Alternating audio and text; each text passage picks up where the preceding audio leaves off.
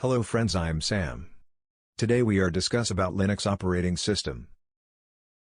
Linux began in 1991 as a personal project by Finnish student Linus Torvalds, to create a new free operating system kernel. Features of Linux OS: It's portable open-source multi-programming security. Sam, can you explain to me architecture of Linux? Yes, Kemi, I will explain you. As you see in the given diagram, the Linux operating system's architecture primarily has these components: the kernel, hardware layer, system library, shell, and system utility. Well, Kami, listen carefully. System libraries are special functions that are used to implement the functionality of the operating system and do not require code access rights of kernel modules. Thank you, Sam, for explaining this. It's my pleasure, Kemi.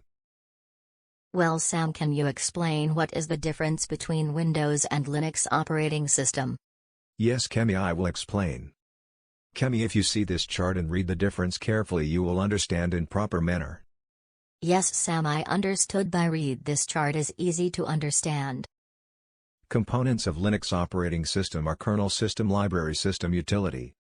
Architecture of Linux contains some layers are hardware, shell, kernel, utility. Desktop view of Linux operating system. So this is the short discussion about Linux operating system. Thank you friends for watching this video.